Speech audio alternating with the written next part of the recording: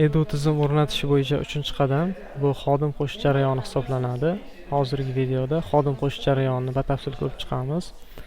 Xodim qo'shish uchun biz boshqaruv bo'limiga o'tamiz va boshqaruv bo'limida xodimlar qismiga kiramiz. Va yuqorida xodim qo'shish tugmasini bosamiz va xodimning kerakli ma'lumotlarini kiritib olishimiz kerak bo'ladi. Ismi, familiyasi, telefon raqami va boshqa ma'lumotlarni to'ldirib olamiz. Aytaylik.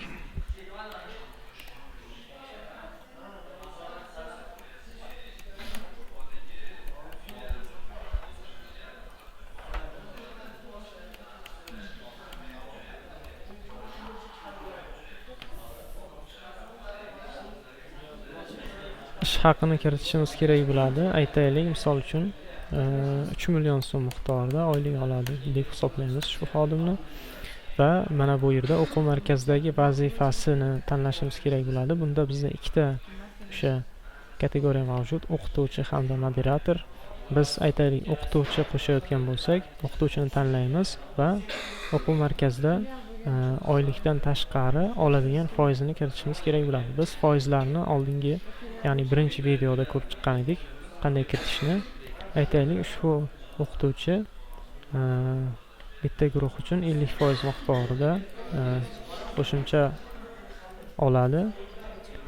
Xo'p, endi ushbu o'qituvchini qaysi kurs uchun dars berishini kiritishimiz kerak bo'ladi. Aytaylik, arab tili uchun va darajasini ham kiritishimiz mumkin xohlasak va izoh ham yozishimiz mumkin va kerakli filialni kiritamiz, ya'ni ushbu o'qituvchi qaysi filialda dars berishini tanlaymiz.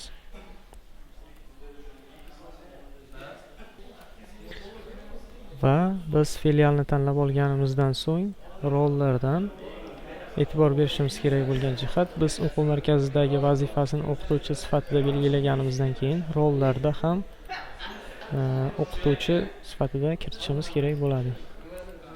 Yoki biz qaysidir kurs uchun support o'qituvchi, ya'ni qo'shimcha dars beruvchi o'qituvchi kiritayotgan bo'lsak, support o'qituvchi kategoriyasini ham tanlashimiz mumkin. Biz aytaylik, asosiy o'qituvchi qo'shyapmiz va o'qituvchini tanlaymiz rollarda va rasm qo'shishimiz ham mumkin, yuklashimiz xohlasak. Xo'p, saqlash qilib olamiz. Bizda ko'rib turganimizdek, ushbu o'qituvchini qo'shib oldik. Mana bu yerda ko'rishimiz mumkin ma'lumotlarini. Endi biz xuddi shu tarzda moderator qo'shib olamiz. Misol uchun aytaylik,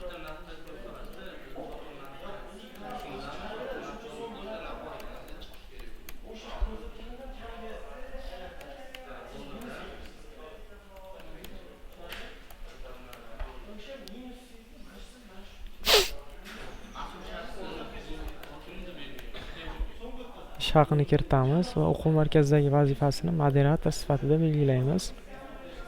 Darajasini ham tanlasak bo'ladi agar bizda darajalar mavjud bo'lsa. Va mana bu yerda bandlik darajasi mavjud, ya'ni to'liq stavka yoki yarim stavka ishlashini kiritamiz.